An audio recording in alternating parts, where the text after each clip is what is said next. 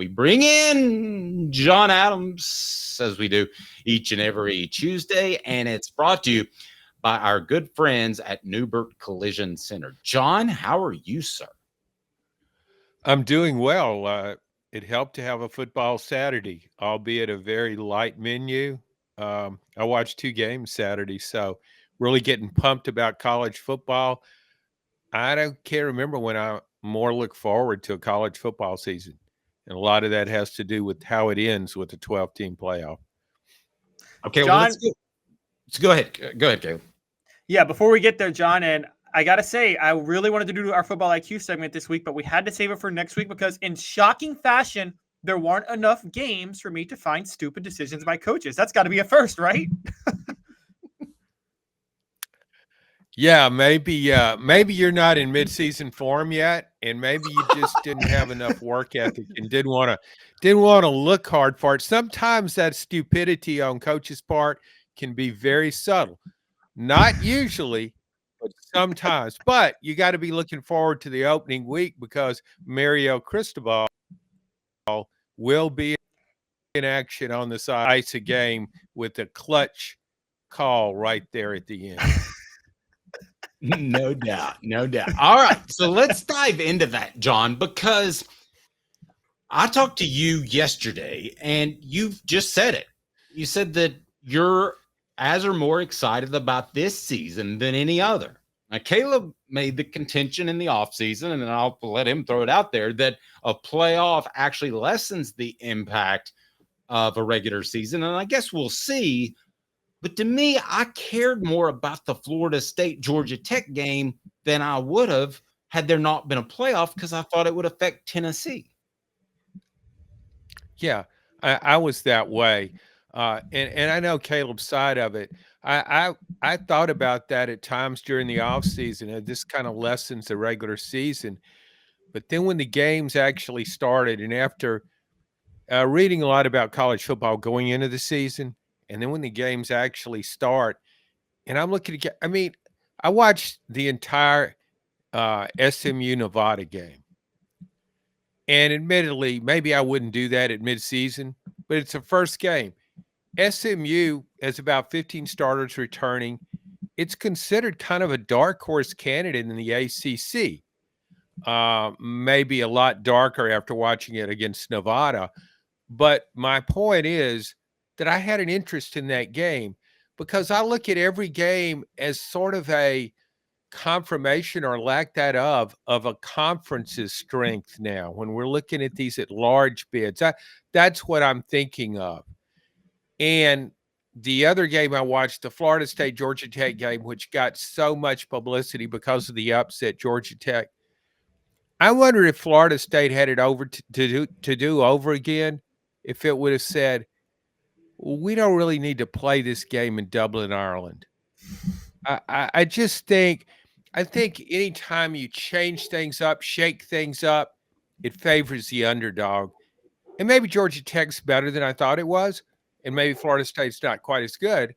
But nonetheless, if you're favorite, you kind of want things to stay as close to the way you like them in a regular work week. That's exactly what you said, Caleb. Go. Yeah, that's exactly what I talked about, John. I even said, and people can hate me, but I gave Tennessee credit for canceling the Army series because I don't think you should ever play service academies if you're a blue blood running that triple option in the middle of a season. And gimmicks like that always hurt you. But as far as let me push back on you with the playoff real quick. And here's my thoughts. I think we're overvaluing the mattering of the Florida State-Georgia Tech game because I don't think it mattered because I think the ACC was never going to have more than one team get into the playoff anyway because I think the at-large bids are all going to come from the SEC or Big Ten. And while that may put some value on the Florida State-Georgia Tech team, John, my issue is it's going to devalue when Alabama plays LSU and they're number 1 and number 2. Who cares? They're both going to the playoff. Yeah, that's another way of looking at it. And on our SEC Unfiltered podcast, our host, Blake Topmeyer, had the same argument about that. He said, well, I'm only giving one ACC team, they're only getting a conference champion in the playoff. And I actually agree with that. But I still think, big picture, that these games matter more. See, I think the Big 12 will have more than one. I think it'll have an at-large team. I really do. But a lot of it depends on how all these games play out.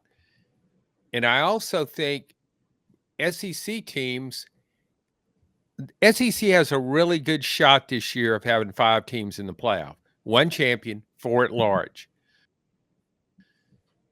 And so that if to reach that, the path to that depends on what happens in a wide spate of games. Even this weekend's games, non-conference games matter so much. So I look at everything from maybe an at-large perspective, and perhaps I was influenced by that. So I'm just thinking every game means something. There was a chance for the ACC to get an at-large team in. If Florida State and Clemson both have really good seasons, that to me was a path for an at-large team. With Florida State losing, I just thought that ended that dream. There's no way now. Agreed. Let me ask you this. You said the SEC gets 5 teams in. We're kind of in that week where predictions are what we do. Who do you think those 5 will be? In John's appearance, brought to you by Newbert Collision Center.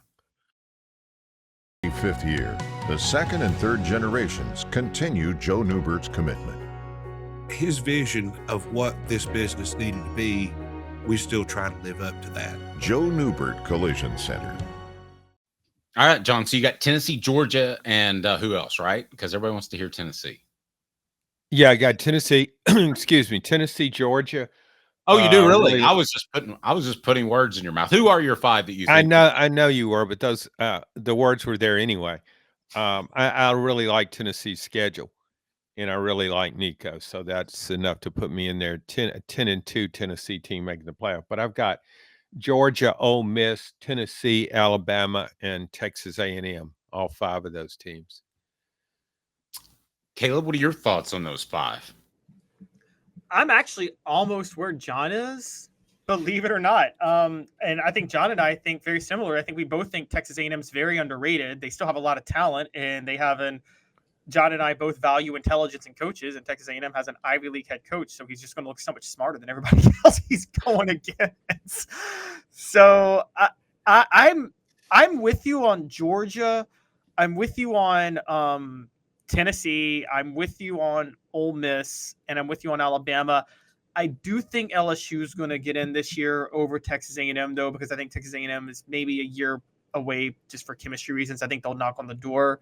But I think LSU, I think they would be smart enough to figure out their defensive issues this year. I could be wrong, but Brian Kelly did overhaul his defensive staff.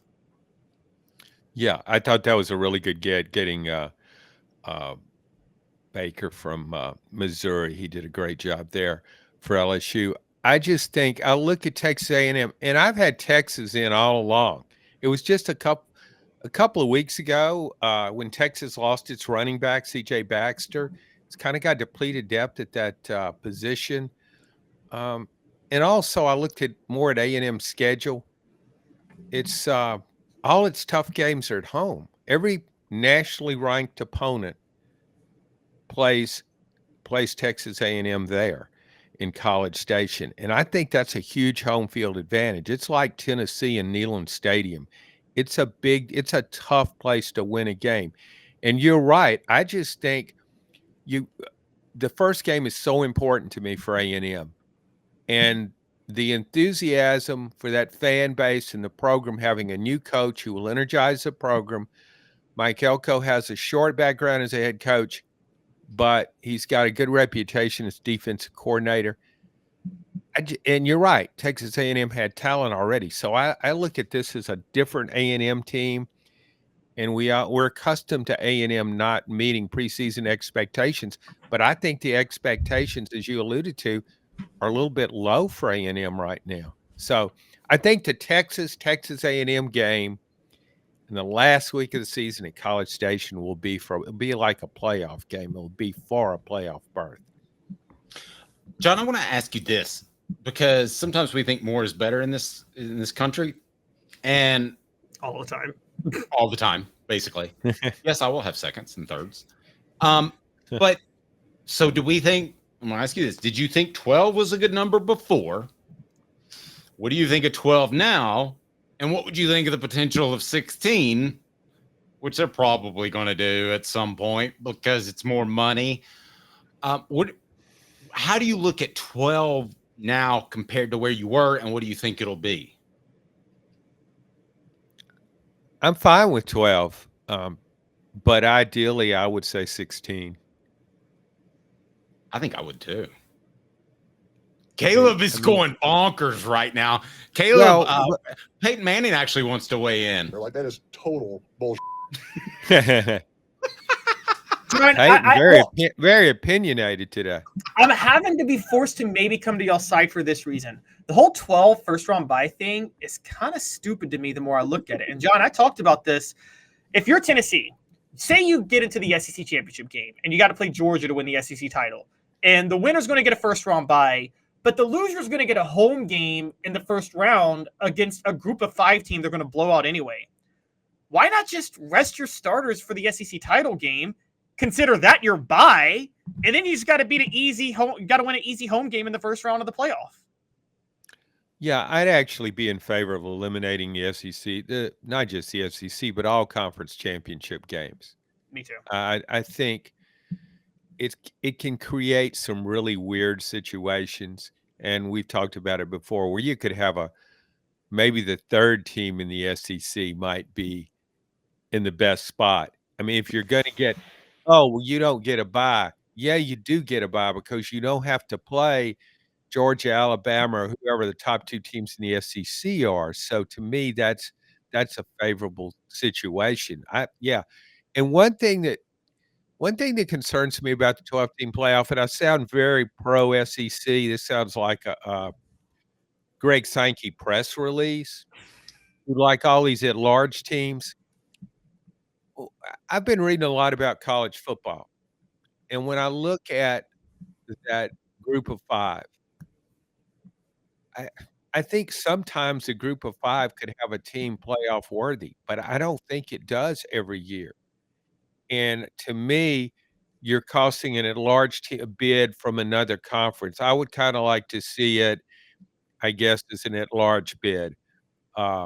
If you went to 16, that would be okay. But right now at 12, when I started looking at the top, I looked at it, and I don't know, you guys may look at it differently, but I looked at Boise State and Memphis as 2 teams I think could compete for that. That's a possibility. And a third may be Liberty. Liberty has a really weak schedule, and that will hurt it. But I look at those 2 teams, and do I think, could they beat the 5th best team in the SEC? Could they beat the 3rd best team in the Big Ten? Could they beat the 2nd best team in the Big 12? I don't think so. And so I would kind of like to – I don't like that. And I also don't like Notre Dame just, hey, we're Notre Dame and you're not, so we're coming to the playoff.